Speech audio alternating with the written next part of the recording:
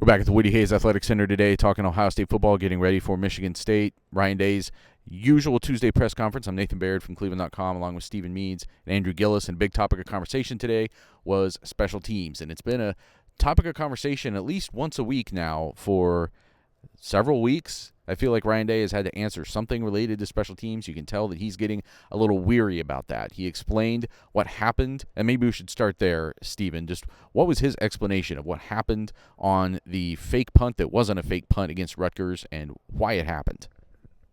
Jesse Mirko should have punted the ball. He said it needs to be communicated better. Now, it's no excuse. Jesse Mirko should have just punted the ball, but that's the vibe I got. Not even the vibe. That's actually what he said, is that as coaches, they need to communicate these things better, especially on special teams, where a year ago that probably was true against Rutgers too. They probably should have communicated that Jesse Mirko should have just punted the ball, but it worked. So, okay.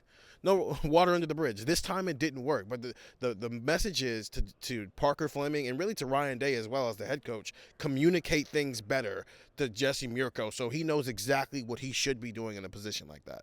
You know, he mentioned the term gray area, that maybe they left too much gray area, whether that was what was – because what he did was read the way the defense was lined up or the punt coverage team was lined up, and he ran the other way, and that there had been too much gray area left there for him to make that decision when really he needs to just punt. And I think a very similar thing happened against Rutgers a year ago, and that's why he ran the ball. And he got a first down there, but it led out to a whole shouting match between the teams because of the juncture the game had happened at. So anyway – long story short, that's another example of something that goes back to last year that has been a problem with special teams. So, Andrew, you weren't here last year when that was going on, but you've seen it be a weekly problem this year. Where do you think the blame lies? Ryan Day was asked today, did you consider making a change at special teams coordinator? And he said no.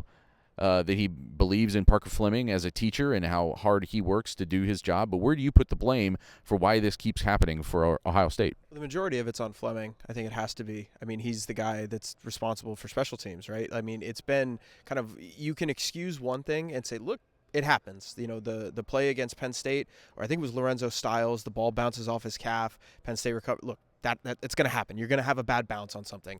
You know, you're going to have the play, was it Maryland, where there was the bad snap, where there was the fake punt that we thought was a fake punt for the whole game, and then it turned out to be just a terrible snap.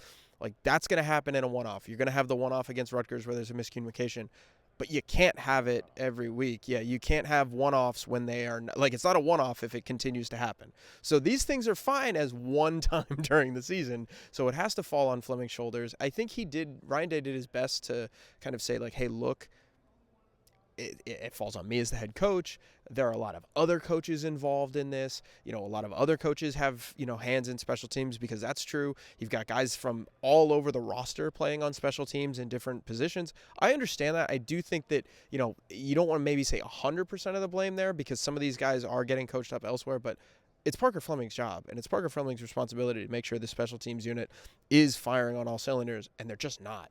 I mentioned all of those scenarios. They're not one-offs if they continue to happen every single week. Stephen, do you agree with that the majority of this is Parker Fleming's – the blame goes to Parker Fleming as a special teams coordinator? And did you think there was a chance that Ryan Day would shake up the staff at this juncture of the season? No, because it's not the defense. No to the second part. Yeah, no to the second part. It's not the It's not as blatant where everything is just falling apart like it was with Kerry Combs in 2021. Ryan Day got asked that. The idea of in 2021 you made some significant changes to how things worked. That's because the whole thing was just bad, and you had to uproot a lot of stuff. It's just, as Andrew put it, all these one-offs that are actually one-offs because it's it's a 7-off at this point. But I do agree with, I'm putting 95% of the blame on Parker Fleming, 5% on Ryan Day, because as you asked him, you hired him, you extended him, and you gave him a raise. So you looked at what happened last year and said, that's good enough. In fact, it was more than good enough because I'm going to give you more money to do your job this year. So he does get some of the blame. But I'll push back on one thing Andrew said. Guys are getting coached up elsewhere. Except they're not.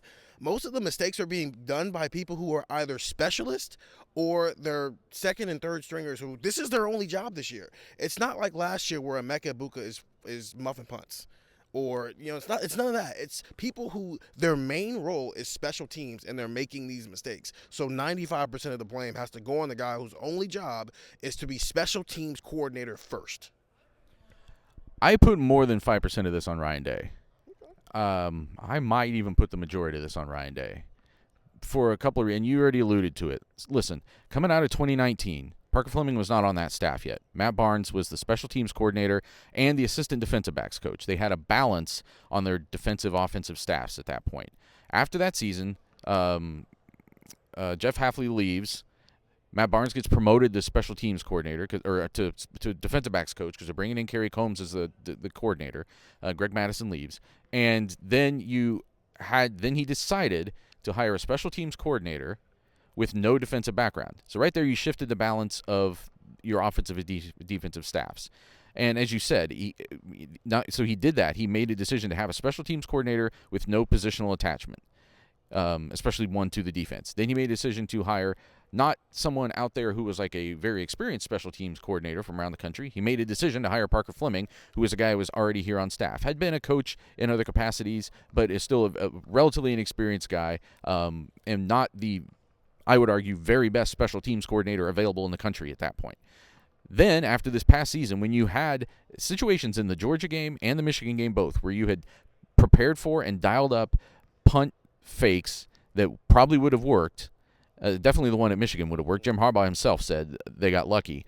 In both times, because of miscommunications, either the snap doesn't happen to the right guy, or they didn't have enough guys on the field against Georgia, and although Kirby Smart did call that timeout, but they were set up, they were not going to get executed correctly to work at the two most crucial junctures of the game. And now you're left as Ryan Day standing here, not only defending what's going on each week with special teams, not really defending it. He's not saying what they're doing is okay, but defending Parker Fleming. But now, do you have confidence, if you dial one up and are in a position to call it against Michigan, do you have confidence to execute it? Do you have confidence to give the go order, to say, yep, that's the play we're going to run? Or do you now catch yourself like flinching and not having confidence in that moment to make that call as Ryan Day? I think a lot of this ultimately, like all of this stems towards decisions that were made 3 or 4 years ago, and it's never been about Parker Fleming necessarily. It's always been about the decision to use that position that way, and if you're going to use that position that way, you can't be at this stage, 3 or 4 years down the line,